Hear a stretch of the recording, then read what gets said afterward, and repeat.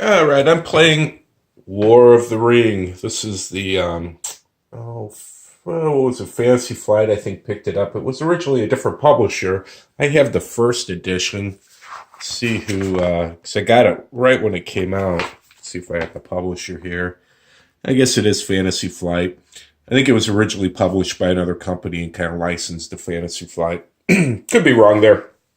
Um, anyway, this is the the Tolkien's trilogy here put in board game format. Very popular game. It's had a second edition, which I think corrected some problems people saw in the first edition. I never had a problem with the first edition. I don't even know what those changes are because I find the first edition plays just fine. I think the tweaks were minor. So, okay, you got this big map of Middle Earth, and we have two players: the Shadow player and the Free People's player. It's minis on a board. We get all the minis, and it's area movement, and it's also a character-driven game. So I just did Freedom in the Galaxy, so we still have characters, which I like, and I did Albion before that. I like the idea of having individual characters along with armies. For some reason, that's just I enjoy that concept. Um, Basically, this game is going to be played using dice, and you roll these dice, and they give you some different actions. At each turn, you expend those actions. And what are you trying to do? Well, if you know, I'm assuming you probably know the story of Lord of the Rings. So we have up here in Rivendell, we have the ring bearers in the Fellowship. They're all together. The ring bearers actually represent where all these guys are at. They're in Rivendell, and the goal of the free players is to get the ring down to Mordor and dunk it in Mount Doom or whatever. Dunk it in the volcano. If they do that, they win. However, there's a second way they can win, and that's if they get 4 victory points. And I think one of the changes is they put a victory point track on the second edition. They don't have a victory point track, so you have to kind of keep track of it. I would keep track of it up here. But if which is easy enough to do. It's the Fellowship track. You can keep track of points up there. But if the Fellowship gets 4 points worth of Shadow player fortifications and cities, they win a military victory. And believe it or not, this is very possible to do. And in fact, the Shadow player has to kind of keep an eye out for this.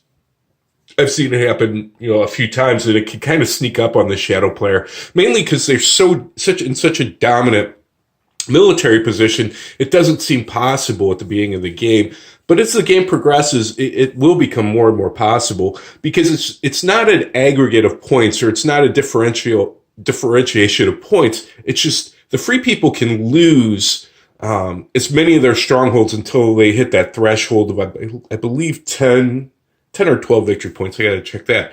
Now, they can lose like 9 victory points. As long as they take 4 points of Shadow players' strongholds, they win, regardless of how much they've lost. So it's definitely something, a strategy that the Free People's player can go for. So as a Shadow player, you want to make sure and guard some of your strong points. Moria can be very susceptible if you don't put our troops up there. Same up here, and was that Mount Gundabad or whatever. Those are 2 typical areas you might see captured for a Free People's military victory. On the other hand, the Shadow player wins of 2 ways. They win if the ring bearer becomes corrupted, if Frodo hits that 12 corruption in his pursuit of moving down to Mount Doom. In which case, Frodo's corrupted, Sauron, he becomes a servant of Sauron, and Sauron wins. The second way is, like I said, by a military victory, and that's by taking 10 or 12. I have to look again real quick to make sure what that is, worth of points. And points are these, I've got most of them covered up, but you can see here, they're these boxes. These are a stronghold.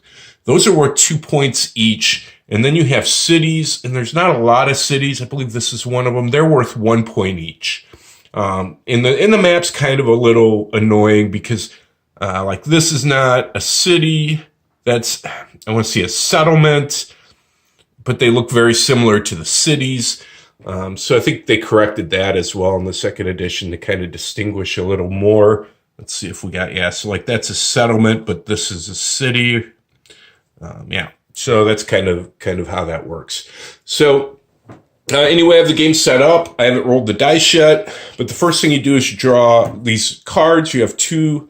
Each player has their own decks of cards. They have a character and an army event, and each side draws one of each to start each turn. They're going to look at these cards, and then the shadow player is going to decide how many dice they want to put in the hunt box. I've already decided that. I haven't, I should look at my cards first just to see if I want to put more in there. Isildur's Bane. And these are very small text, so probably going to be hard to see here on the camera. Yeah, take it off here. Hill Trolls. Okay. Hey, I don't need to put any more in there. I'm going to put one in. And generally, I think there's a rule in the second edition. You have to put two in, maybe? I don't know. But you can't put more than the number of companions that are in the fellowship. In this case, there's 7 companions. I could put all 7 dice in there if I wanted. I'm going to stick with 1.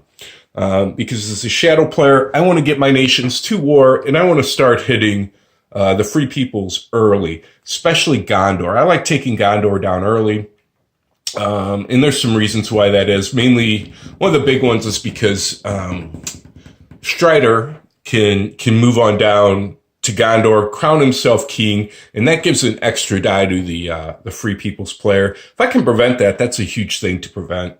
As far as how the game goes, because your dice are your actions. The more dice you have, the more actions you have. Okay, and so I'm going to roll the dice for the shadow here, and we have a number of results. I love the dice, but sometimes it can be a little obnoxious determining what's what. Like some things are simple, like this guy, it's a Peligreer. We can see that. It's like a crystal ball. These eyes are hunt dice, so they'll join my one in there. So I have 3 dice there. We got a Peligreer, and then we got these other things, which are like armies and army or musters, etc. And so these are going to be the dice the shadow player is going to have to work with. Free People only starts with 4 dice, and we get a character, we get a muster, we get a Will of the West, which is like the ultimate wild card for them in the sense that they can use it as anything. In addition, they often need one of these, for example, like to crown Aragorn, or I think to bring Gandalf, to make Gandalf the White happen, also gives them another dice. So these are important things. So this is it. We got 4 dice each because, like I said, I rolled 2 eyes. I'd already put 1 in there. So we're even. The free player always goes first. If you have less dice, you can pass. You can make the other player play. If you have equal number of dice, you have to play. Okay, so I need to look. Let me look at my cards here. See what I got. I've got Book of Mazerbal. Okay, and Bilbo's Song. Okay, so Bilbo's Song heals corruption. And the Book of Mazerbal, you can immediately move any or all companions on the map. If after the move of companion is an Erebor or Heirloom, move the Dwarven nation directly to that war step, even if the Dwarven nation is not active. That's a very potent card, and I'm going to want to play that at some point. Okay, but that point is not now. Okay, so now what do I want to do? Well, I got to play a die. And I can break off. I can play a character die here, and I have a couple of them. And I can use that, and I'm going to use that to actually break off some companions. I think I'll break them. Do I want to break them off now? So in order for me to get those, I have to be at... Okay, we have to be at Erebor or Uadlun. So we have to be up here at Erebor, or up here, or we have to be over here to pull the dwarves in to the battle. So I'm going to pull off a couple of characters here, and they're going to have to move together. And I'm going to pull off, and I have them up here. And I'm going to take I'm going to leave Gandalf in charge. He's currently leading. I want to take Legolas. I'm going to take Gimli. I'm going to take Peregrine. Okay.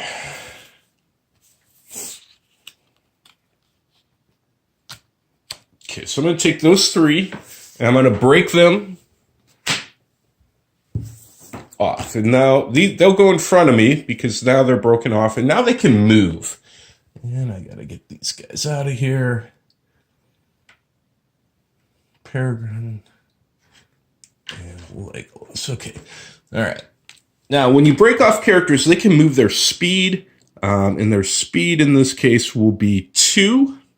So I can move them 2 spaces, and we're going to go 1. I'm going to move them here 1, 2. We're going to try and run through the passes here, and we're going to try and get them over into, for Legolas, he can activate the elves. Of course, Gimli can go ahead and activate the dwarves, and Peregrine can activate anybody. And I may actually later split him off once we do another move, and maybe have him run somewhere else. I could have him run down here towards Rohan or where else to activate them.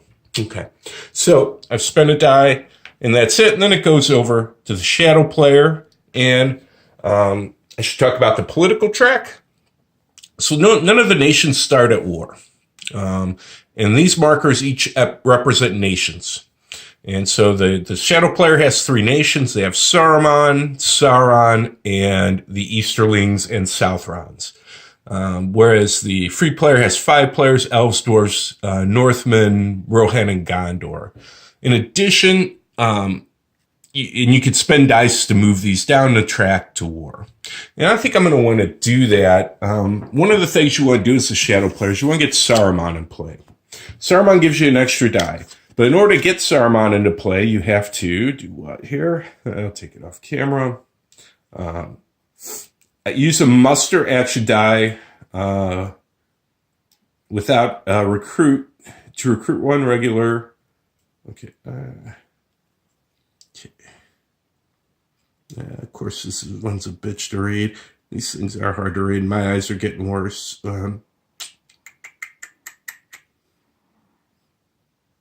Okay. Yeah, so I've got to get a muster die, I believe, and they've got to be at war. So I want to get Saruman down to war. So I'm going to spend a muster die to do that. And one of the things I always have a problem with this game is which symbol is which guy. So this will tell me who is what.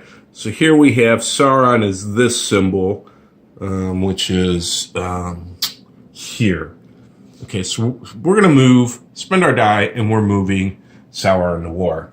And then I'll flip, so we spend a die, and I'm going to flip over to the free player. They're going to play a die, and we're going to go back and forth until the turn's over with.